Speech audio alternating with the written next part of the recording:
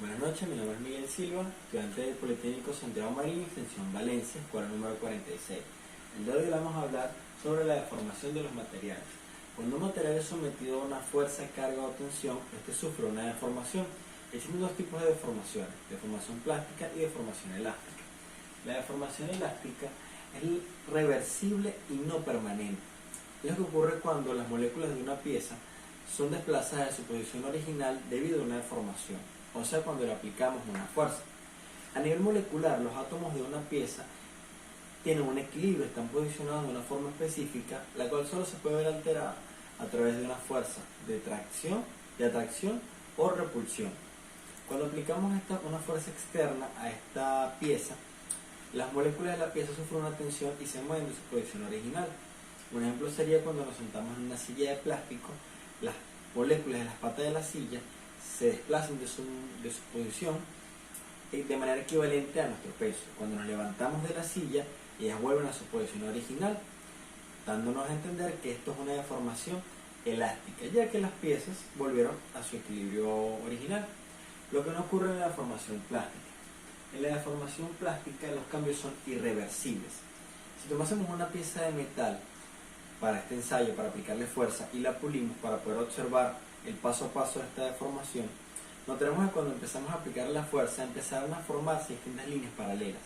Cuando aplicamos más fuerza se forman incluso más líneas, y si le aplicamos aún más fuerza se forman líneas que incluso atraviesan a las primeras.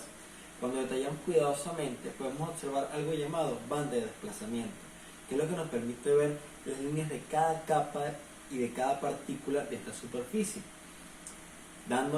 mostrándonos incluso cómo se forman unos escalones, lo que nos da a entender que ellos no van a volver a su posición original. Esta pieza se deformó por completo y es lo que se conoce como deformación plástica. Cuando hablamos de deformaciones también podemos hablar de fracturas. Las partes mecánicas suelen tener dos formas de fractura, bajo cargas estáticas y de impacto. Son la fractura dúctil y la fractura frágil. En la fractura dúctil es la que se produce después de la generación de una cantidad suficiente de deformación permanente. ¿Qué significa esto? Que la fractura dúctil es la que se da tras una deformación plástica corta que genera una pequeña grieta después del impacto. Si dejamos de impactar la pieza, dejará de formarse la deformación y dejará de darse la grieta. Si seguimos impactando, esta poco a poco va a ir avanzando hasta que la grieta alcanza una longitud crítica y da paso a la fractura instantánea, lo que lleva a la pieza a convertirse en dos partes de una pieza rota. El hecho de que la deformación se dé paso a paso nos advierte que la pieza se está dañando y con tiempo la podemos corregir, lo que no ocurre en la fractura frágil. La fractura frágil se caracteriza por la ausencia de deformación plástica, la antes mencionada. Es un estado en el que la fractura está al ras y consta de varias facetas brillantes.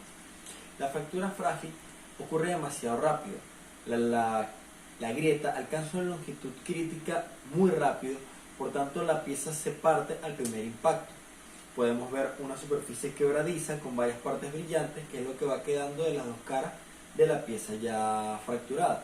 Históricamente las fracturas frágiles son las que causan mayores accidentes, como los hundimientos de un cisterna, las fracturas de ejes principales, las explosiones de caldera. Debe señalarse también que no importa qué tipo de fractura se forme, la deformación de un material debido a impurezas, huecos, no debe ocurrir, y esto lo podemos controlar a través de la tecnología en la fabricación y la manipulación de la calidad de los materiales a la hora de fabricar piezas.